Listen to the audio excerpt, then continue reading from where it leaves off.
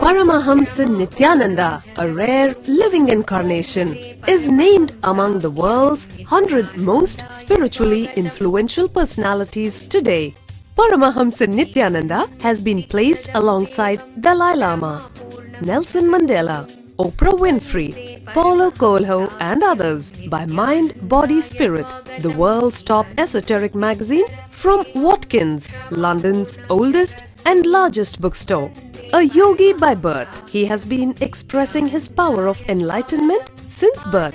He has authored more than 500 books in Tamil and English. Translations of these books are available in 26 languages in Telugu, Kannada, Malayalam, Hindi, Sanskrit, Gujarati, Oriya, Bengali, Marathi, French, Malay, Polish, Portuguese, Italian, German, Danish, Spanish, Russian and Chinese. He is also an exemplary speaker with over 10,000 hours of profound life solutions through his discourses. Social services such as Annadan, free medical care, free educational services with ashrams, schools, temples, hospitals established in more than 140 places around the world, offering exceptional services. A powerful spiritual healer who has healed millions of people of diseases from migraine to cancer.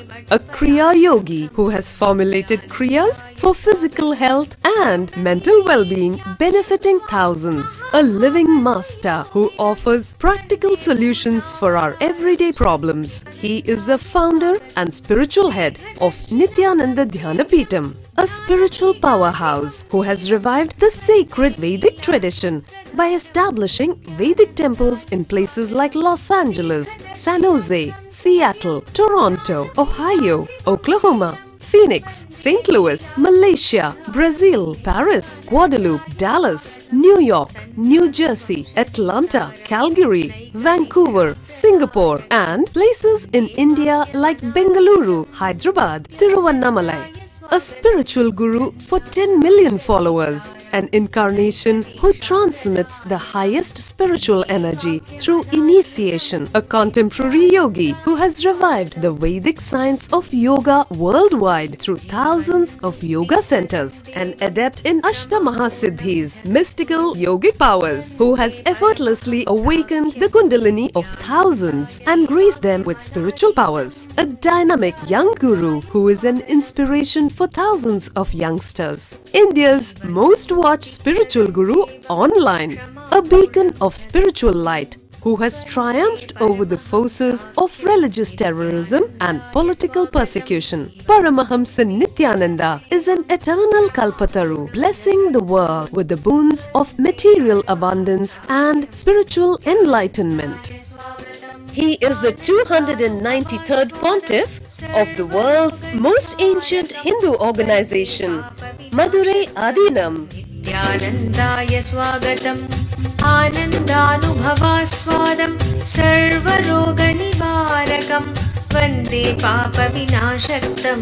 Nithyanandaya swagatam, nityamuktam nirvikalpam, dhyanaloka pradipakam, vande shantamayam bandham. Nithyanandaya swagatam, anandagandha sancharam, sarvopadhi vinirmuktam.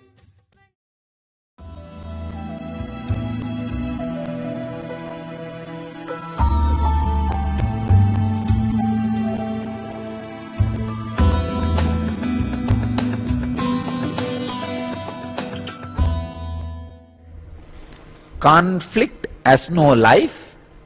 Anything which has life don't have conflict. That's all. In you, whatever has conflict, body, mind, has no life. In you, whatever has life, has no conflict. Then, why are you feeling conflict-filled life? Especially when you come around the master, he will see that you fall into conflicts. Because he has to remind you, till you realize the conflict we face, the conflicts are there in you. Understand? whatever conflict the world creates in you is to put you in more and more conflicts. Whatever conflict master creates in you, to lift you out of the conflict. I tell you, if you are blessed enough to be around master and he tries to create some conflict in you, that is the greatest blessing. Just stand by master. Just stand by master. I tell you, whatever can create conflict in you has no life. He will make you understand. He will make you understand.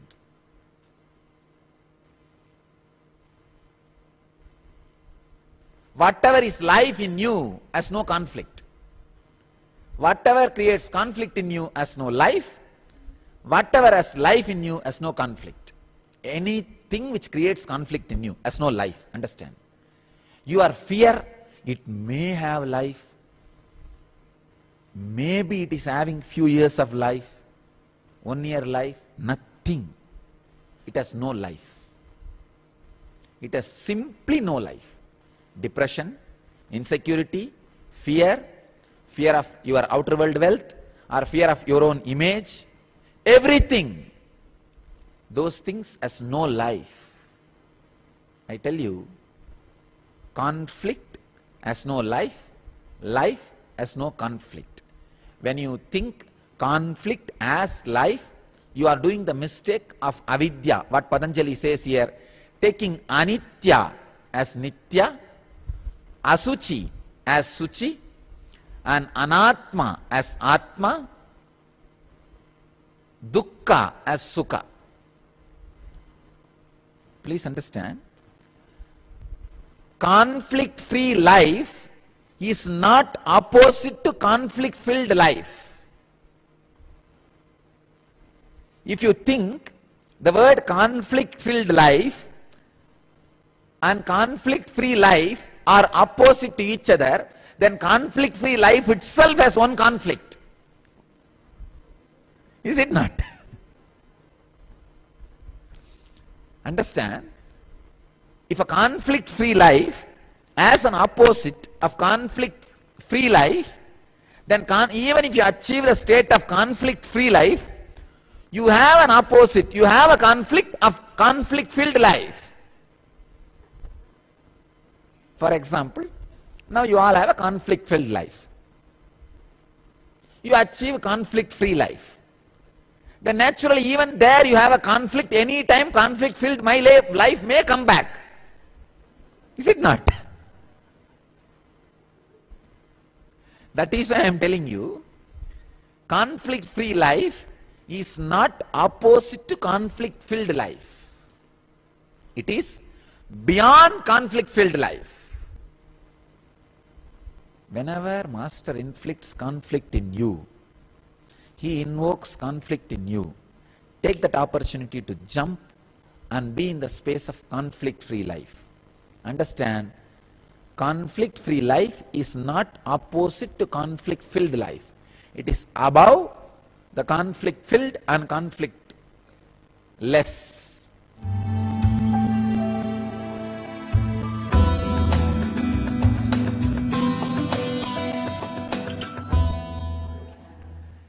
Conflict-free life, the only way out of depression.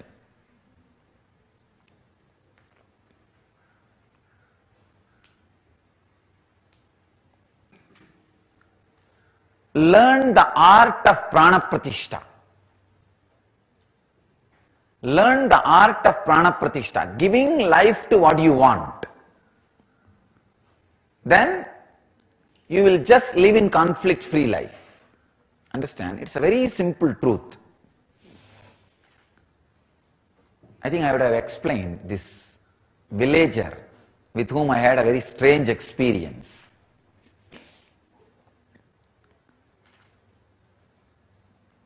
During my wandering, I was resting in the noon time under a tree, putting my head on a small stone, which had turmeric, all that little puja was done on that, but I did not expect it is worshipped by somebody as God. I thought maybe in village every stone, every tree is worshipped.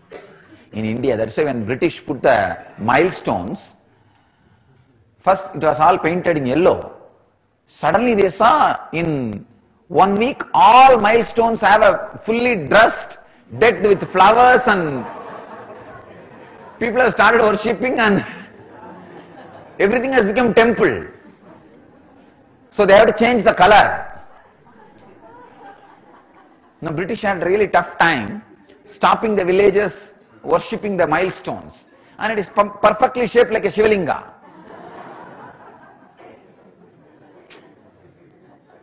That is why just bow down to this civilization.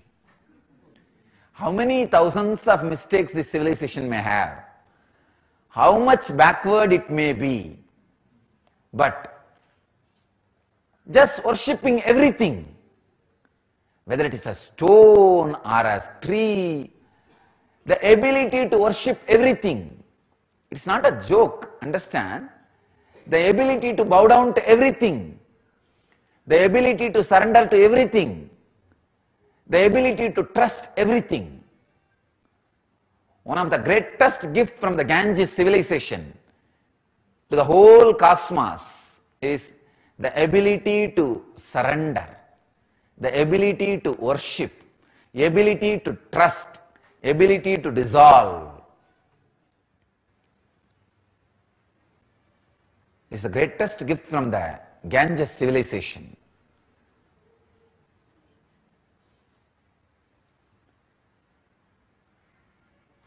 It is not a joke when you feel an individuality, the ability to just relax, trust, ability to trust more than your boundary.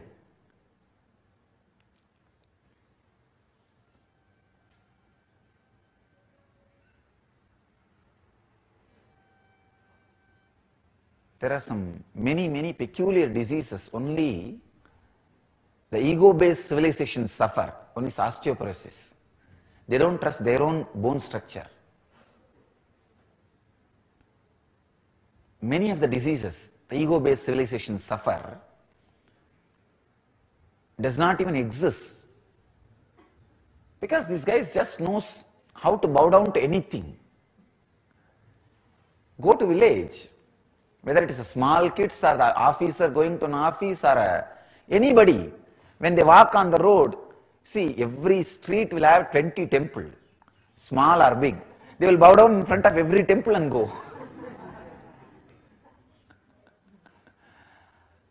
And they will bow down in front of every temple very sincerely.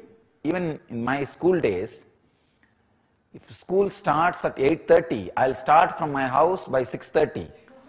And the school is only maybe 2 kilometers, not more than that. Because I will have to bow down in every temple, every deity. On the way, at least 25 temples are there. So I need 5 minutes in every temple. But I will always be late for the class, if at all I reach the class.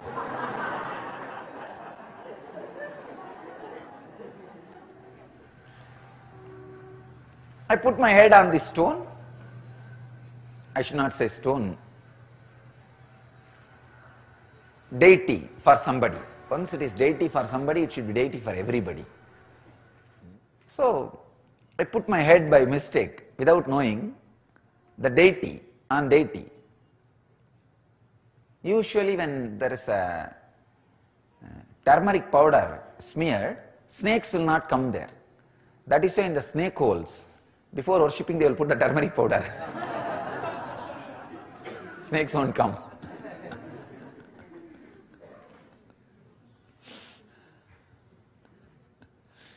So I thought maybe that is the area where the snakes are too much. So somebody, before resting, they have put turmeric powder.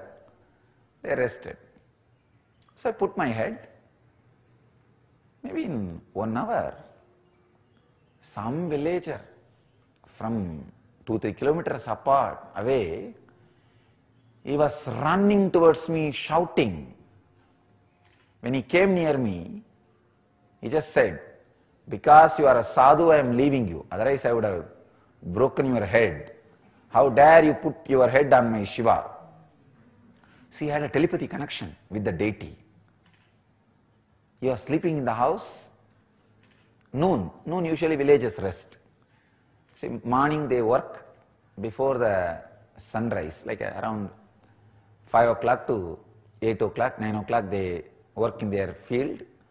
Then once it becomes very hot, especially Madhya Pradesh, too hot, they rest in the noon time. Evening again they come back and work in the field till maybe around 4 o'clock they will start until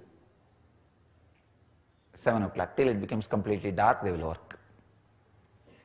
So this guy was sleeping in his house and he ran and came. And he said, I saw in my dream somebody is disrespecting my deity, my Shiva. So anyhow, you are a sadhu, I am leaving you. Don't do this anymore. I really felt bad that I abused somebody's deity. So I apologized to him, but I was so happy that somebody could have a telepathy connection just with a stone. When you worship as a deity, he is so strong with his feeling connection, he was able to just connect with the deity, just with the trust. So I apologized, then I moved. There was a small temple in that village, I stayed in that village, in the temple. And I was talking about this incident to few people. Some foreigner came to that village like as a tourist. His guide, who can speak little English and little Hindi, English or Hindi, that guy was taking around that foreigner and he wanted to show that foreigner some Indian sadhu.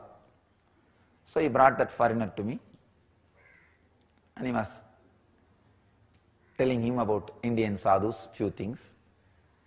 Then I also tried. Those days I can't speak fluent English. I can manage, but not fluently. Neither Hindi nor English, but somehow I manage my wandering. But broken Hindi words are enough. For sadhu, you don't need to speak much. Now in North India, they will give you food and they will take care of you, and great people. It's very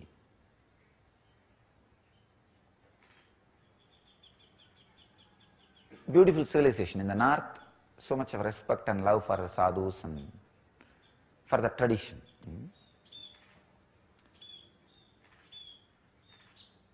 So I was explaining that like this happened. I put my head on the deity and that guy came running. He had a telepathy experience with the deity, that he felt like he should protect it, that somebody is abusing it. Then he came running. I apologized. I told the whole story. This foreigner was really, he got the curiosity. Wow, he wants to meet that villager. So anyhow, this local guide said, I will get that villager, don't worry, because I described how that villager looks. Then this guide took that westerner to that villager. I also wanted to see the fun, I went there. I also went. And during the conversation, that westerner, he asked that villager what happened and all that, and that villager described, like this, I had a vision that my Shiva is being abused by somebody. I ran and I saw this sadhu was putting his head on that Shiva and I drove him out. He described all the story, and then that foreigner asked, that westerner asked, how did you feel this? How can this happen? He said, no, I feel it is Shiva for me, and so through this deity, Shiva responds to me. That foreigner, I don't know whether he wants to test that villager or really he offered. He said, if I give money, will you give this? I'll give you $5,000. Means now 2.5 lakh. I don't know at that time what value. At least few lakh. Few lakh is not a small money. The villager, maybe his whole property will be only that much worthy. Whatever property he has, his house or little land, whatever he has, the whole thing will be only that $5,000 worth. And I thought really that villager is going to jump on that foreigner and finish him off. shout at him or abuse him or drive him out, saying, how dare you bargain, give money, fix a price for my God, for my Shiva. I thought there is going to be big ruckus, chaos, big scene. I was just keeping quiet. I was really surprised. That villager very simply said, please take it. He gave it away. He said, please take it. Give the money and take the deity. And that Westerner really wanted to carry that as a souvenir. So he gave the money and took it. I think he gave in Indian rupee and took it. That guide, he also made little commission in the fixing the bargain. Everything was done. I was really shocked. Then after that Westerner went away, I caught hold of the guide and caught that farmer, that villager, and asked, how dare you sell your God? He was very cool. And I tell you honestly, he had a telepathy experience with the deity. It was not lie, it's the truth. He was very cool. And he told me very cool way, Swamiji, I did not sell my God. I just sold a stone which I thought as worshipped as God. I will put another stone, and not only that, with this money I will build a temple for that stone.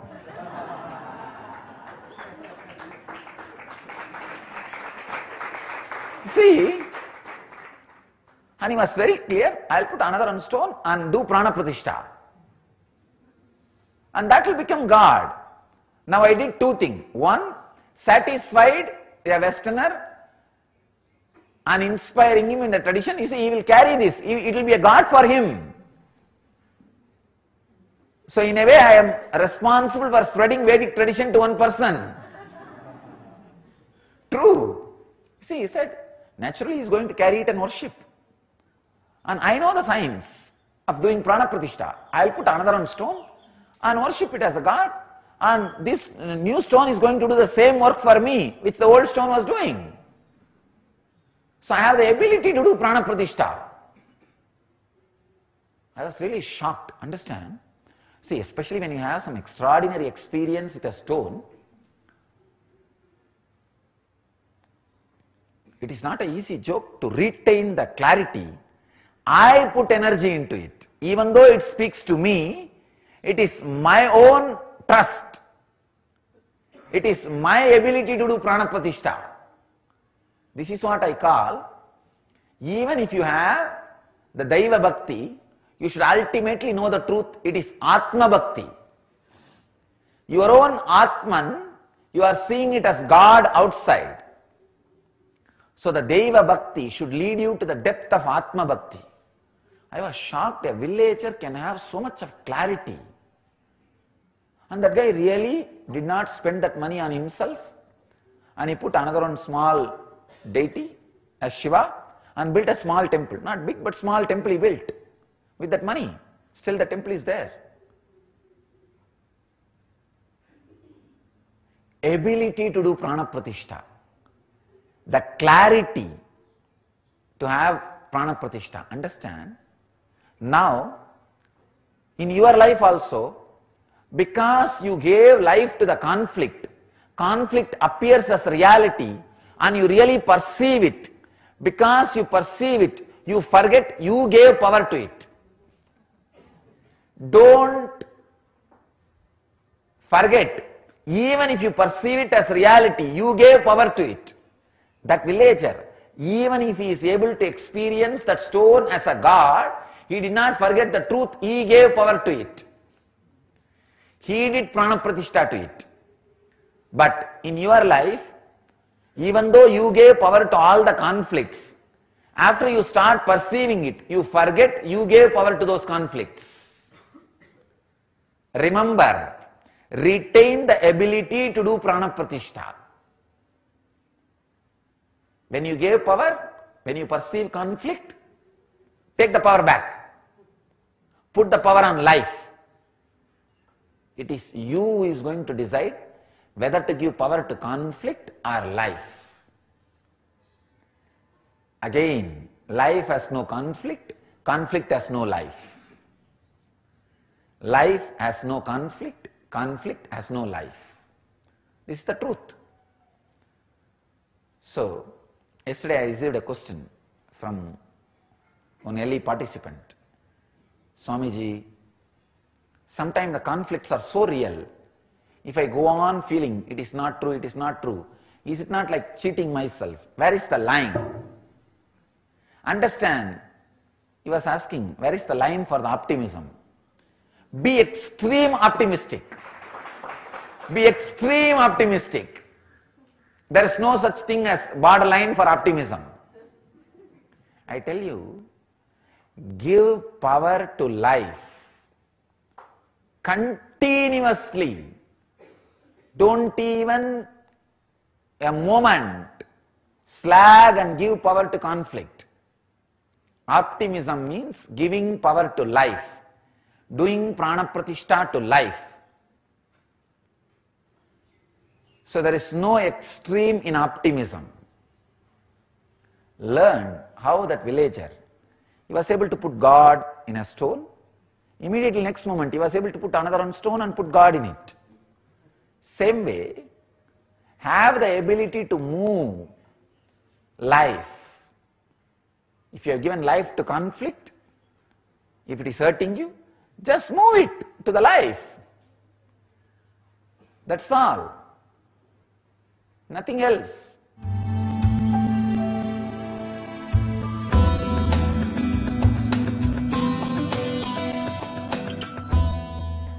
Today's subject, conflict-free life.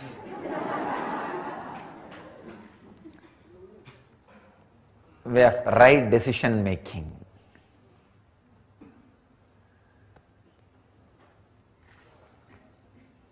Again, the subject opens some of the deep important truths on decision making. What is right decision making?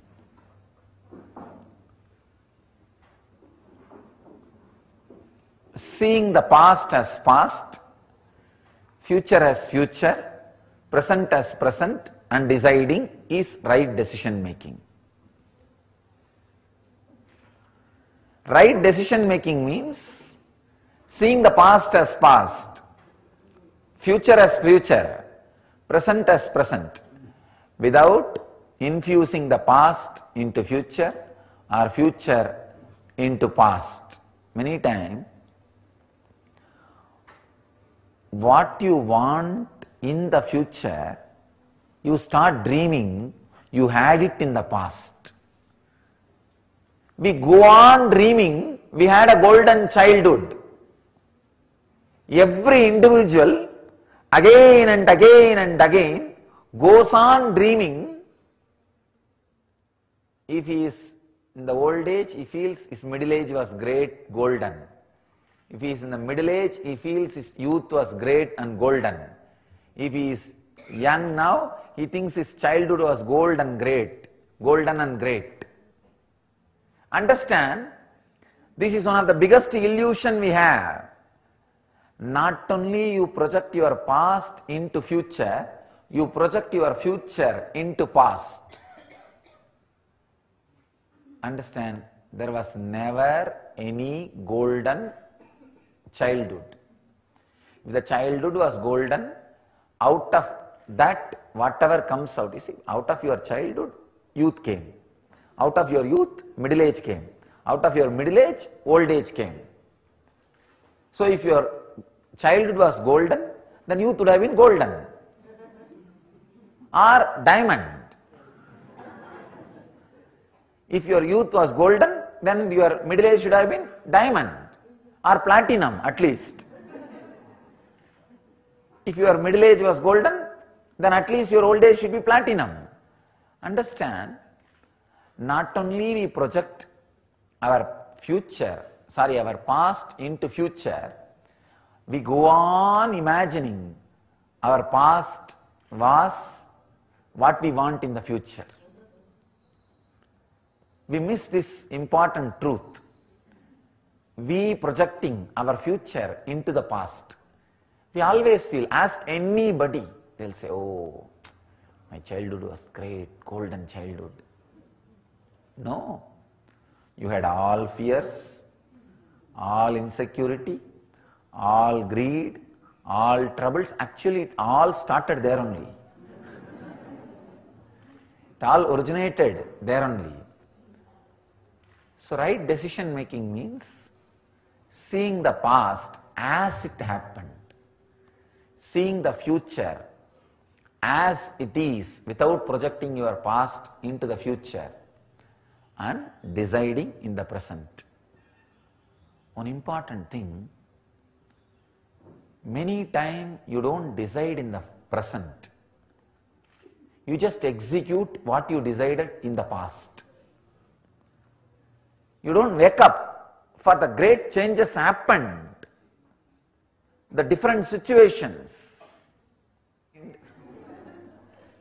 We forget that you need to be in the present to make decisions. Do not be a worker executing your past decisions. Be a leader deciding every moment. All your suffering is because you are not deciding.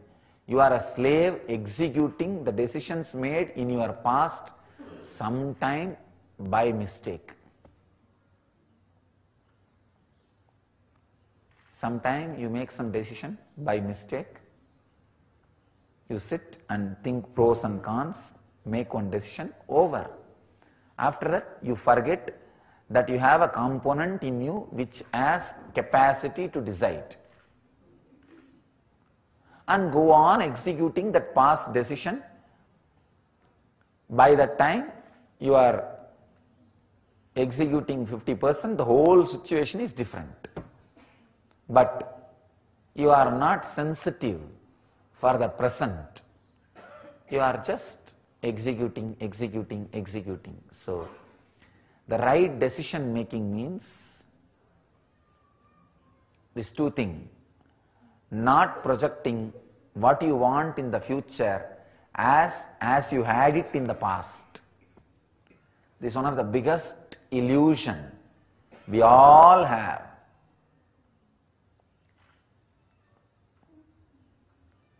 How do you want your relationship to be?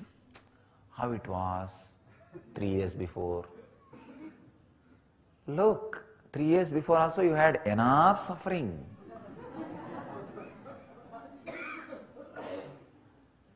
Unfortunately, you forget. Because you forgot does not mean it was not there. So, seeing the past as past, seeing the future as future, making decisions from the present is what I call right decision making. I'll expand a little more on this truths of time, kala, so that you will be able to understand this truth of right decision making.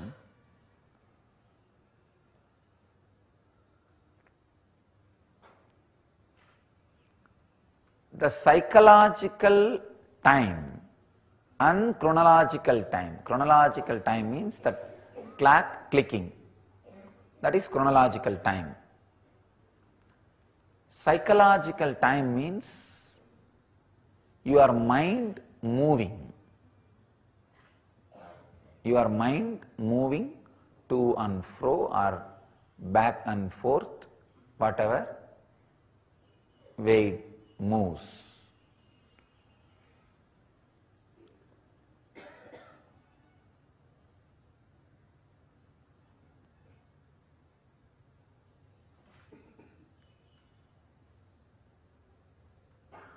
Gap between one thought and the other thought is 1 unit of time in psychological field.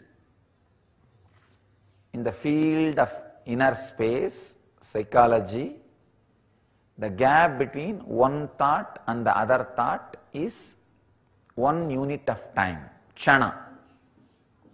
In the physical field, all of you know, there is so many definitions of 1 second, 1 unit of time. There are so many definitions. The physical field that you all know, I don't need to define. But in the psychological field, gap between one thought and the other thought is 1 unit of time. When there is more gap, means less number of thoughts. When there is more gap, each unit of time will be more clear, more available, more spacious, so all your 5 senses can perceive it. Please understand. If the psychological 1 unit of time is 4 times more than physical 1 unit of time, your senses will be purified, because your senses will have sensitivity to perceive. If your psychological time unit is 5 times more than the physical unit of time, you will enter into the divine space, means the extraordinary smell, extraordinary taste, extraordinary hearing, extraordinary touch will start happening. Understand? Till this equation you need to understand. The physical unit, 1 time, 1 unit time, and psychological 1 unit time.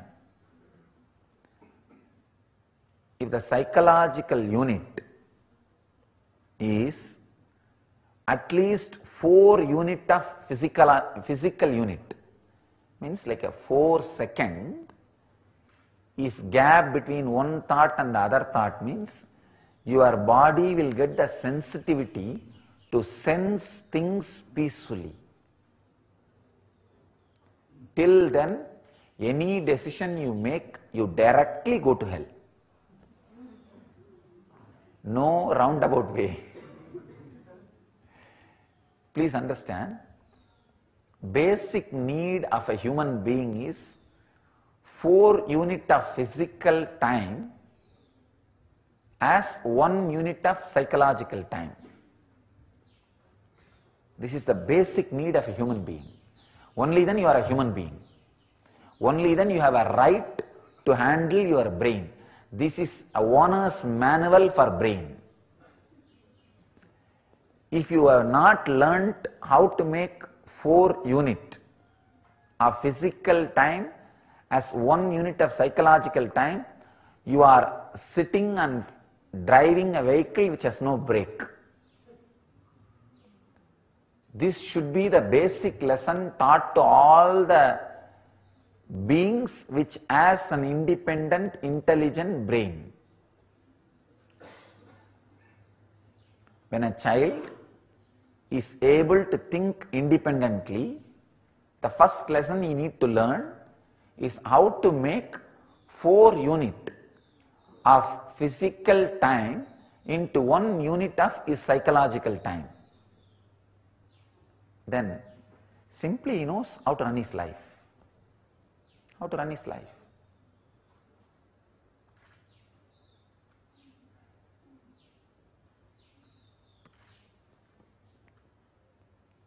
When you are able to make 5 unit of physical time, physical unit into 1 psychological unit time, means 5 second gap between one thought and the other thought. Then you will start experiencing the divine, I can say that intense smell, what you go through in the energy darshan. The intense sound, the intense touch, the intense taste in the tongue, all this starts happening. Another important truth is, if your psychological unit is less than physical unit, 1 second,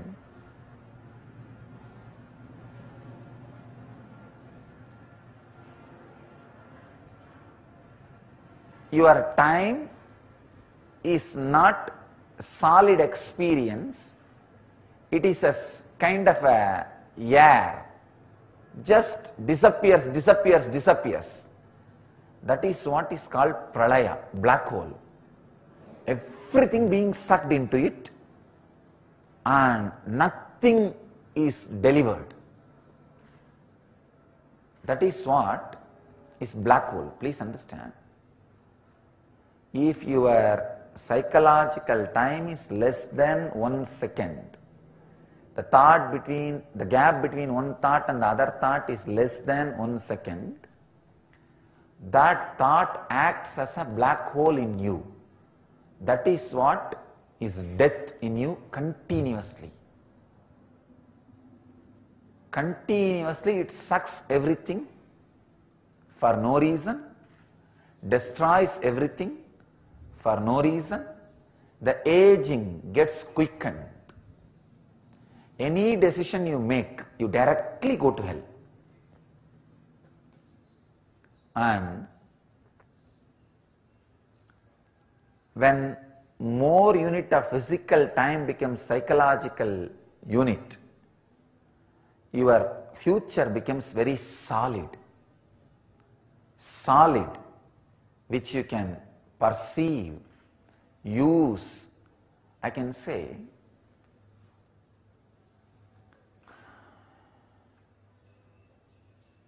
if your psychological time unit, the gap between one thought and the other thought, kshana, is more than 4 seconds, the future, which is a solid material, will be given to you, out of which you can make as you want. It's like a wax handed over to you. You have freedom to do what you want with it. That is the material out of which your dream and waking state is made. Now, whatever you perceive, the persons who are sitting next to you, the person who is sitting opposite to you, the place in which you are sitting, or in imagination, the places you are able to remember, all that are made out of wax, which is called time.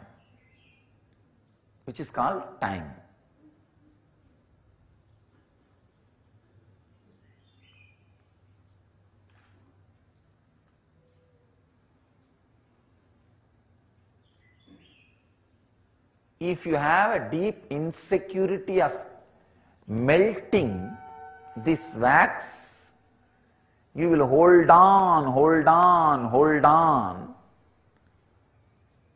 even if this wax is torturing you, even if the structure you created is binding you. But if you do not have the fear to melt this wax building you created, wax world you created out of you, you are called Kala Bhairava. Bhairava means Bhayat Ramyate iti Bhairavaha. Who can flirt with fear is Bhairava. Understand? That's our exact translation. You can just flirt with fear. Means if the fear happens, come on, sit, let's have a little fun. You can very comfortably, very beautifully spend time with fear. Bhairava, who can just have the Ramya, very romantic space with bhaya.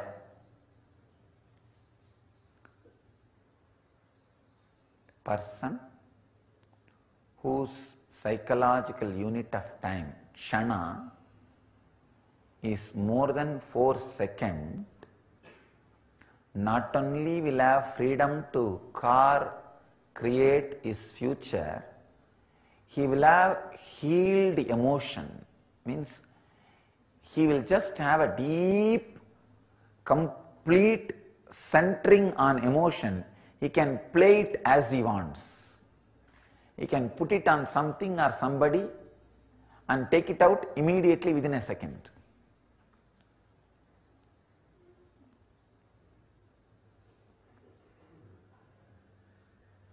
Living without getting attached, renouncing without having hangover.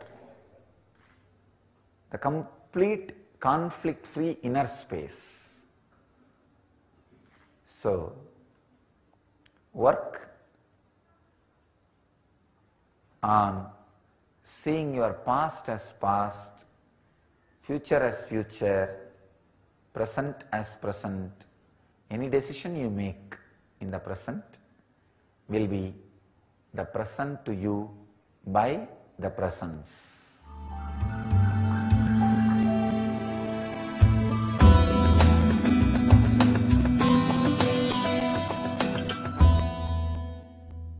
The today's truth: live conflict free and stay young forever.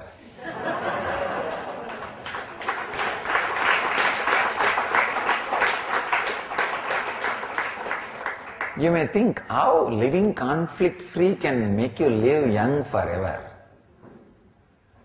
Understand the concept of time in the Vedic tradition.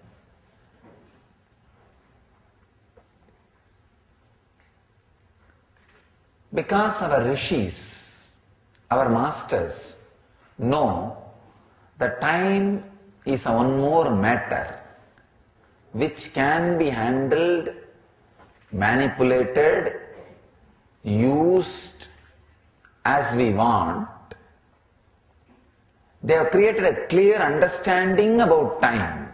Please understand, time is a matter, just like a chair on which you are sitting. The chair on which you are sitting, you can move wherever you want. You can either sit on it or you can sit on the ground. You can use as you want. Same way, just like that, time is a matter. What is aging after all? Look deeply into this idea of time and idea of aging. See, your body is made out of bio-memories. Means lot of thoughts and engraved memories, engrams, which inspires you, pushes you into actions. Thoughts, engraved memories which pushes you into actions. These two are the base material for your body. Thoughts are like a random, vague, as I said, that random fishes jumping. Engraved memories, the thoughts which you picked up again and again to work, those became engraved memory. These two are the base material. Please understand, I am revealing one of the important truth. The gap between one thought and the other thought is kshana, one unit of time in Vedic tradition. If you pick up more and more thoughts to make it into action, more and more engrams. Please understand, step by step. First, your body is made out of random thoughts and regularized engrams. Regularized engram means the thoughts which you again and again picked up to work, to make into reality. What for you are working. You are maybe even thinking is a working. if you are thinking far in that particular direction again and again and again, it can be called as working. So, random thoughts like a fish is jumping in the lake, and specific thoughts which you again and again picked up, try to make into reality. Try to infuse reality. So engrams, these two are the base material for your body. This is one truth. The other truth, the gap between one thought and the other thought is a kshana, means time. As long as there are only thoughts, there is no aging.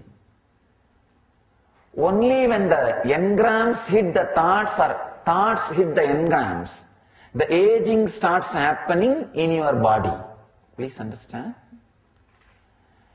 When you pick up more and more thoughts and try to make them into reality, the conflict starts.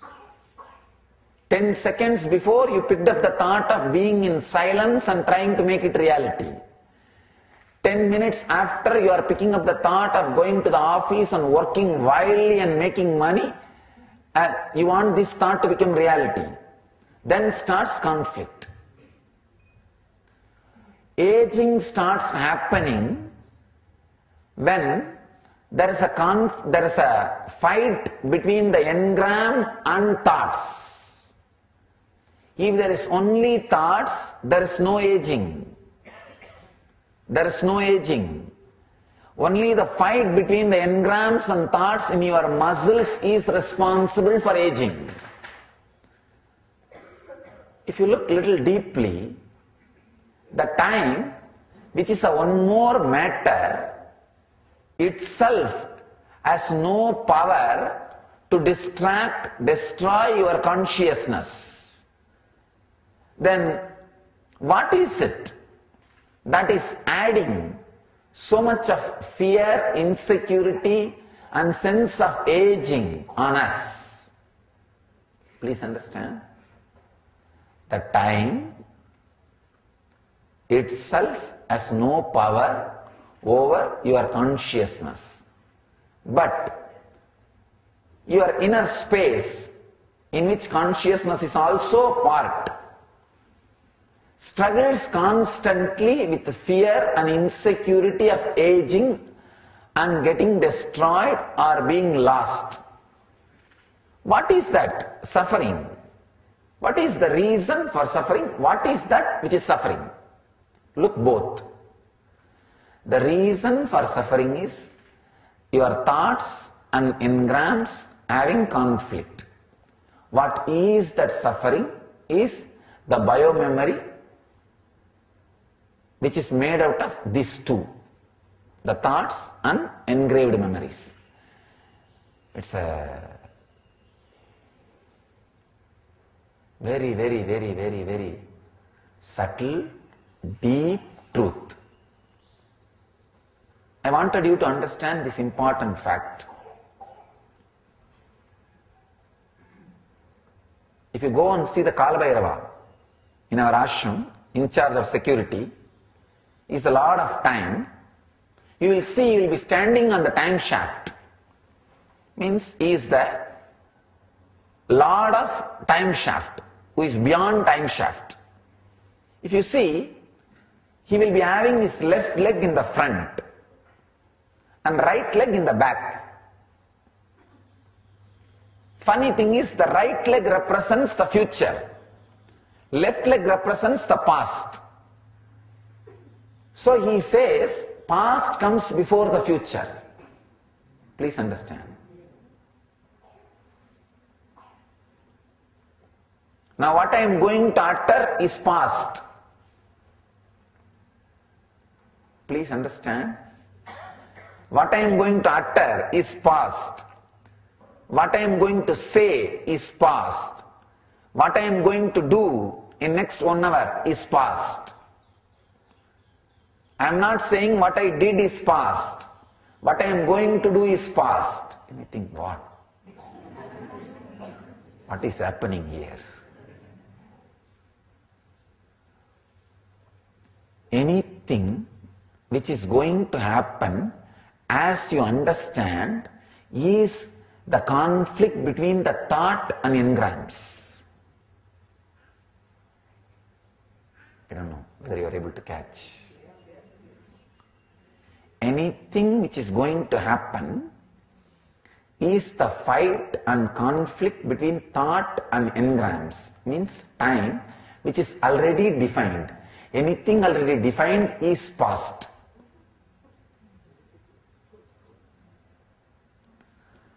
So the layer of your thought and engram which is projected further, even if it has not yet happened, it is past. It is past. You understand? It is standing. It is standing, but it is past because already it is projected. And the moments you spent in the past without the fight between thought and engrams is future, even though it is already lived. Listen. The moments you are going to spend in conflict between the thoughts and biomemory, thoughts and engrams, even it is not lived, because it is already projected, it is past. The moments you spent without having fight between the thoughts and engrams, even if it is already spent, it is future. Emptiness.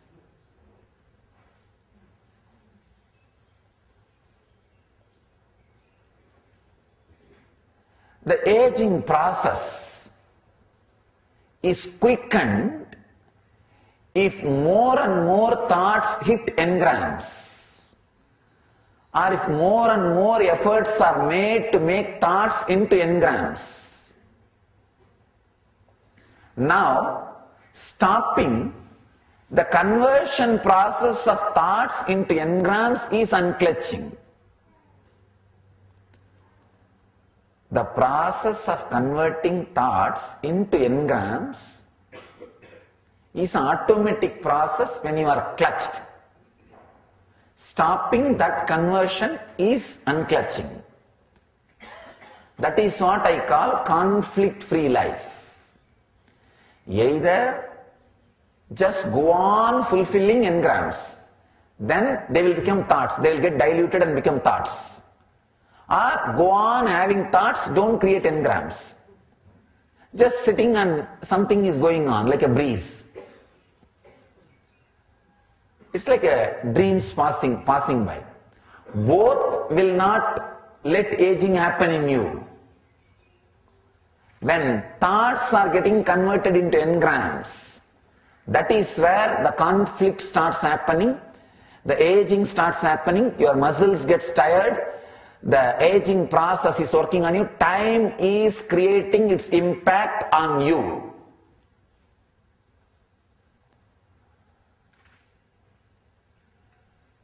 Your inner space, which is mixture of the pure consciousness and thoughts and engrams, will start experiencing chaos only when the thoughts and engrams hit each other. Try to overlap onto other space. Actually, if the engrams becoming thoughts will not have much difficulty, much problem. But thoughts becoming engrams will create deep tiredness in you. See, all catharsis process which I am teaching you, either shouting or screaming or crying or releasing, is nothing but diluting engram into thoughts, so that you can unclutch easily from it. All catharsis process, including samana balancing. You see, samana balancing is a subtle part of engrams becoming thoughts.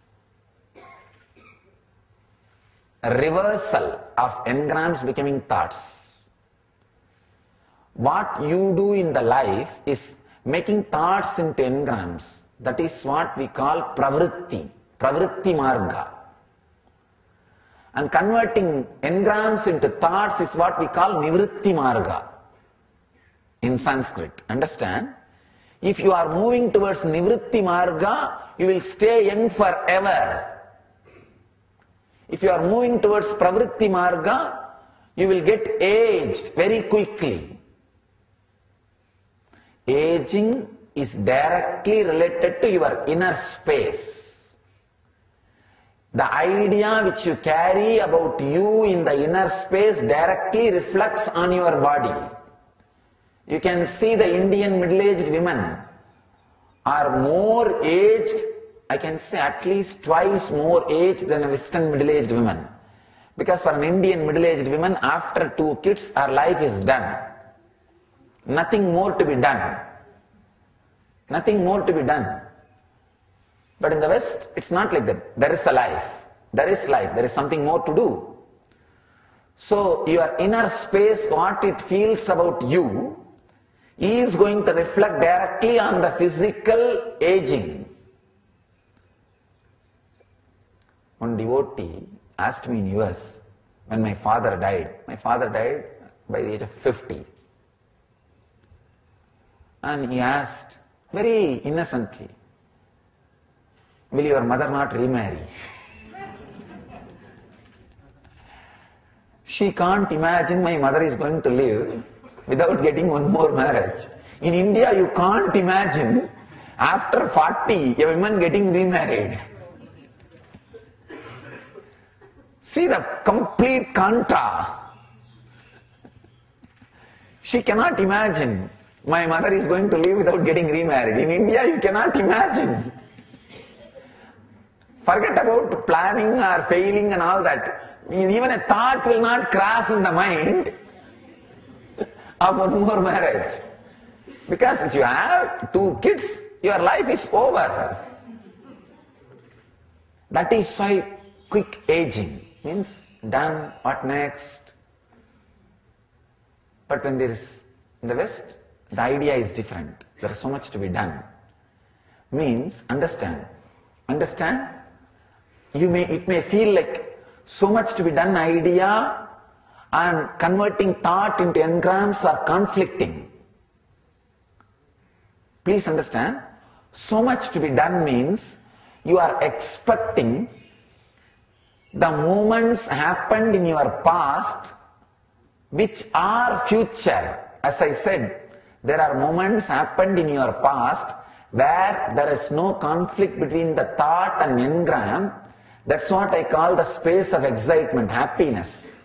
When you wait for that which is up, even though it has happened in the future which is past, you are waiting for that past in the future. So there is a constant excitement, the aging does not happen.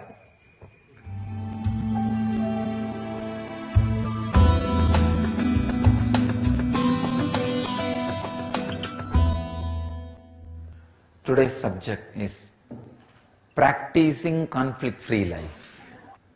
As long as you think there is something other than you,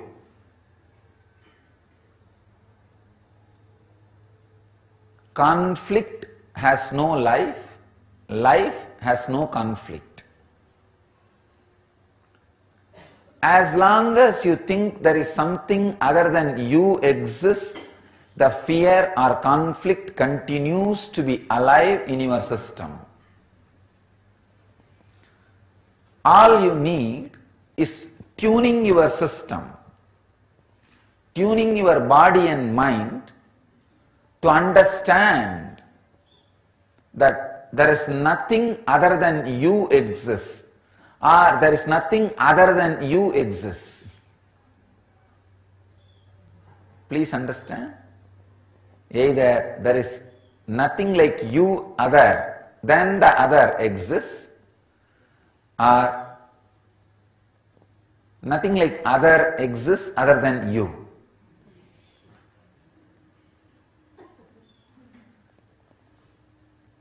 Very powerful process in Hatha Yoga called Achapa Japa, means chanting beyond chanting. Even the chanting word is not exact translation of japa. Japa means more like a flowing. flowing without flowing, chanting without chanting, ajapa japa.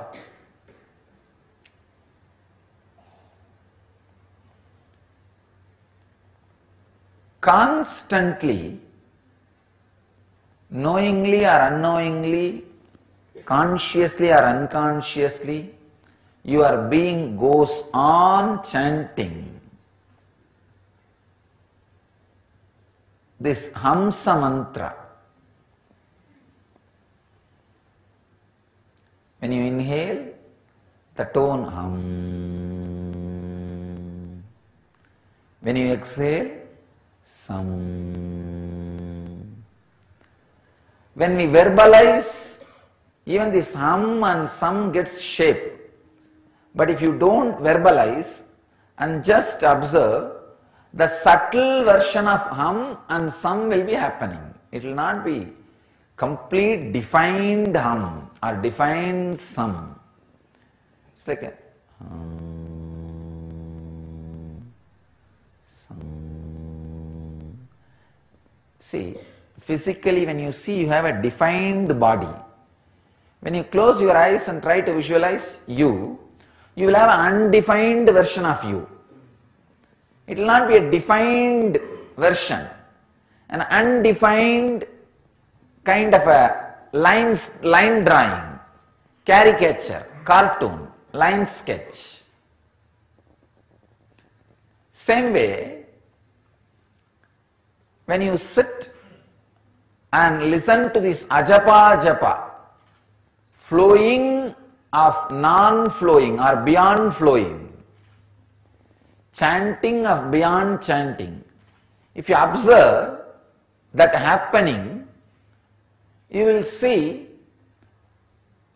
the line drawing or caricatured version, cartoon version of this Hamsa mantra will be happening. Please do not add that hum or some sound with will. No. I am not asking you to add with will. When you add with will, it becomes japa, means chanting. No. I am not teaching you that. I am telling you to sit and try to find out the mantra. In the beginning, it will be the dull version or undefined version of hum and sam. Slowly, slowly, either hum or sam will disappear. Understand?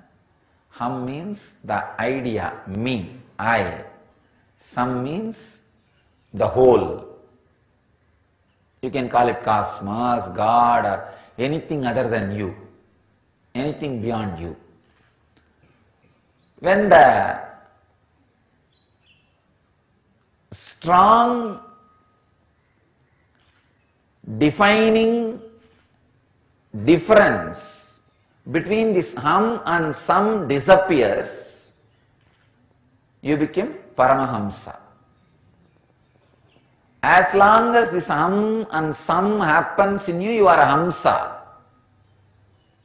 When the gap between the sound difference between this hum and sam disappears, means merges into one, that you and he merges into one, the I and you merges into one, you become Paramahamsa. You are beyond the Hamsa.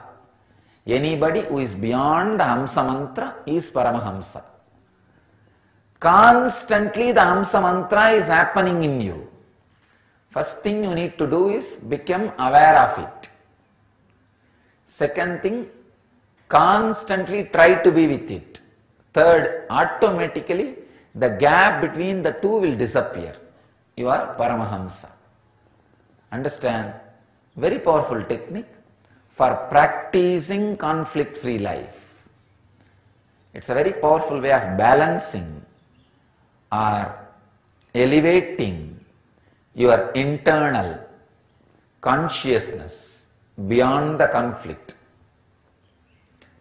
The teaching which I was sharing yesterday life has no conflict, conflict has no life, will become reality in you when your Hamsa mantra gets in tune. Because any verbalization goes on inside, adds its smell to your breathing. Any verbalization goes on inside, adds its smell to your breathing. Means adds its vibration to your breathing. So when you sit with Hamsa, first thing is verbalization, inner verbalization settles down. Only the physiological movements will be happening, means the physiological conflict of going in and coming out. When you sit with that also, even the physiological conflict will disappear. Please understand.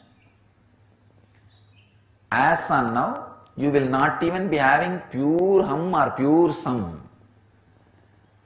Along with that hum sound, all the garbage which is going on the head will be going. Along with the sum, all the garbage, chaos happening in the mind will be happening.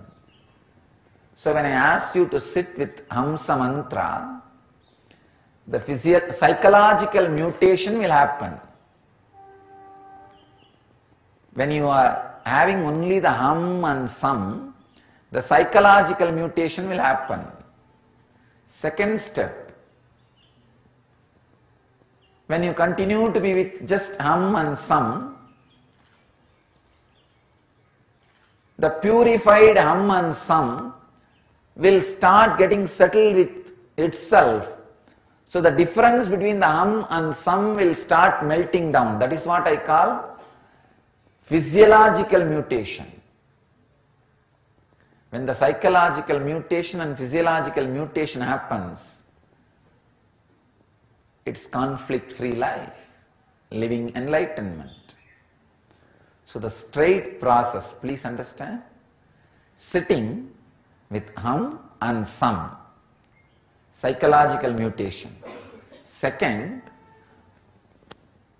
getting into the space where the hum and sum meets and merges, that is physiological mutation. When you work on this process, you will understand how directly it leads to conflict-free life. Welcome to Inner Awakening, the most powerful personal transformation retreat you could ever experience. In just 21 days, thousands are already experiencing the shortest route to constantly high energy levels, visible anti-aging, healing of chronic diseases, fulfilling relationships, and higher states of consciousness. What is the secret behind this transformation?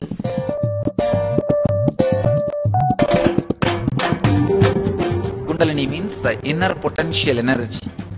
Once it is awakened, opens the different doors for the conscious experience in you. I can say which is a master key for all extraordinary spiritual experiences.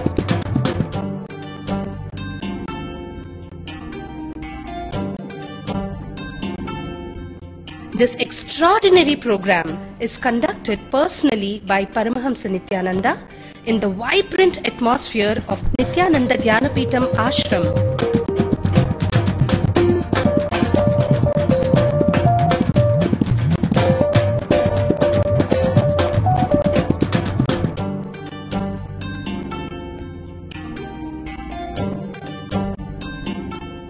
Open yourself to the benefits of Nitya Yoga and practical meditation. Experience physical and mental healing. Discover simple ways to handle life with success. Above all, enjoy individual darshan and blessings from Paramahamsa Nithyananda every day. Take 21 days for yourself and carry home the transformation of a lifetime.